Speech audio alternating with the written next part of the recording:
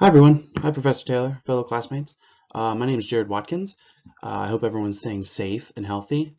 And I hope you enjoy my presentation about the 15 most beneficial things I've learned in LAT 2450.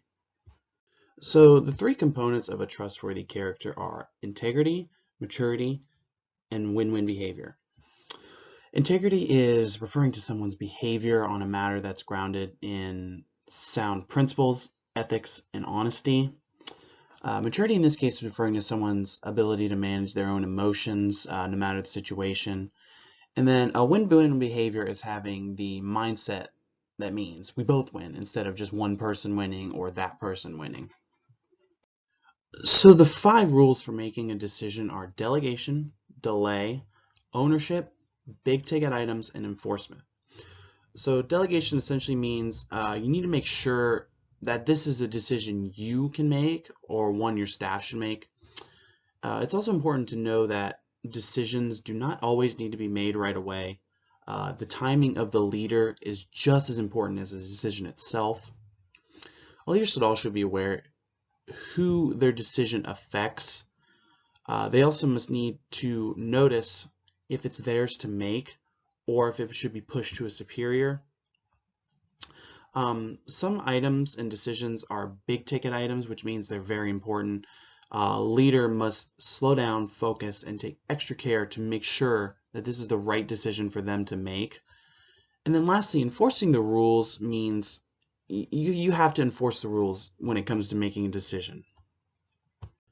So there are 6 steps to the decision-making process that we learned. Participation, chance, intuition, future, satisfying, and conscience. So participation is when you carefully consider the values, needs, and desires of those who are going to be affected by your decision. It is also important to know that every decision includes some sort of element in risk and chance. There's not going to be any avoiding this. Intuition is the process of using personal judgment when making your decision. This can be good sometimes. Future essentially means that one should look on your decision at how it will change the future. Satisfying is the next step. It requires the leader to know how much time is enough, because sometimes too much time can be a negative. And then lastly is conscience, and this is when a leader is going to listen to those who will be affected by their decision. So here I've got 6 leadership strategies that all police leaders should have. The first is a commitment to responsible police conduct. Then trust in your employees. Have a mission or value statement that provides clarity about the organization's ethics. Have honest, open, and timely communications. Have a department culture that helps solve ethical problems. And lastly, have a rewards and recognition system that reinforces the ethics that you want to put forward. A recipe for a great vision includes purpose, which is explaining the reason for your organization's existence. Future, which is your vision is showing a compelling and positive picture and outlook for the future. Values tell the reader of your vision statement what your organization stands for. Principled decision making is when your statement encourages principled discourse. Change agent is when the department is pushed to make positive, measurable progress that can be looked back at.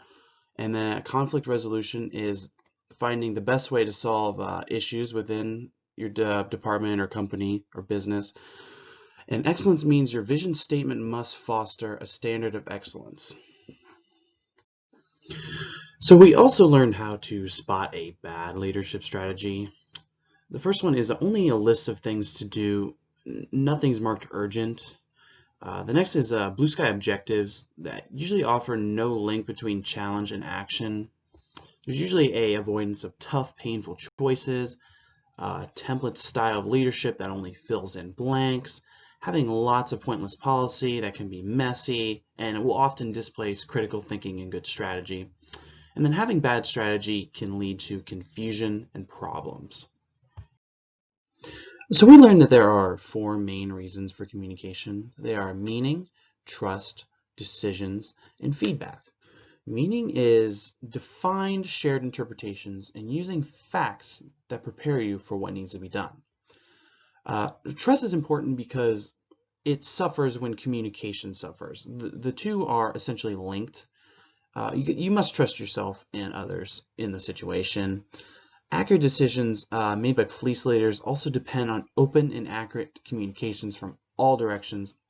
And then lastly, feedback is important because winning leaders demand feedback. So the three main types of communication are written, oral, and nonverbal. So examples of written messages are papers, emails, reports, notes, letters. They can also be electronic, or be physical. Oral messages are ones that are spoken, and nonverbal messages are ones that are subtle and often go unspoken. They're usually eye movements, body movements, hand movements, and such. Empowerment of your employees is important, but it's also important to know when not to empower someone. So do not empower someone when they are not trying to do their job, you doubt their commitment, you do not agree with any of their values, there is no conduit for open feedback, and especially if you just don't trust the person. And trust is important. One of the best ways to improve your well-being is to use the PERMA strategy. P stands for positive emotions, which tells you to be positive because it's usually contagious to those around you.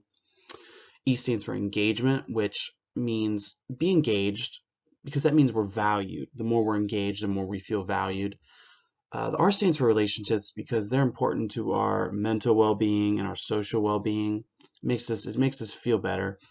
M stands for meaning, and this means we should serve something we believe in. If we don't believe in what we're serving, then we're not going to feel valued.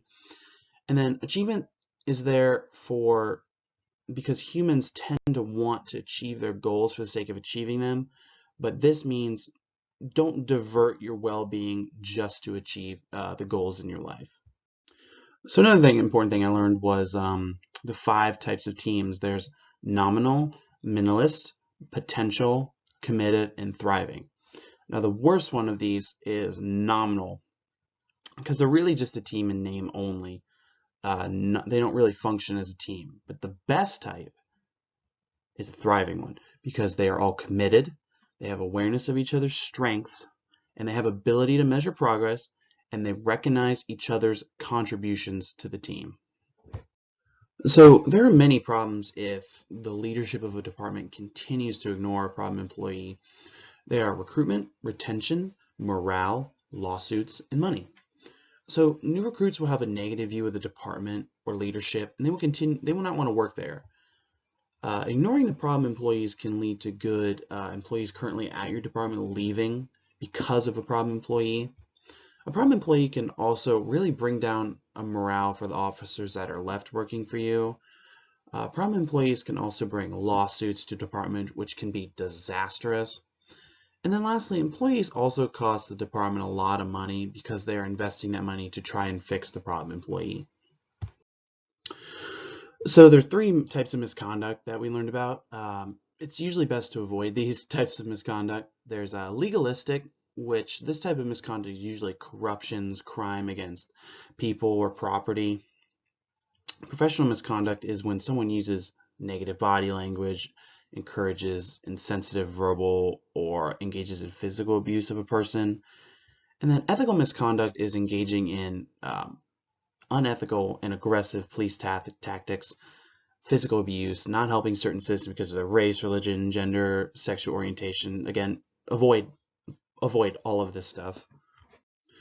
So in the chapter about budgets, we learned the 5 sources for a police budget. They are the general fund, which is usually diverted from tax dollars and makes up a majority of the department's budget. Grant funds fund many departments. These usually come from federal, state governments, and sometimes nonprofit organizations. Asset forfeiture is when seized cash, property, vehicles are converted into a source of funding for the department. Service fees is when a department charges a price for their services. Sometimes this makes about 10% of the budget. And then foundations is when a department goes into funding for charitable, tax-deductible organizations. Now, a little fun fact about the picture, the 2 canine officers in the picture, one of them is named Summit and the other one's named Raider.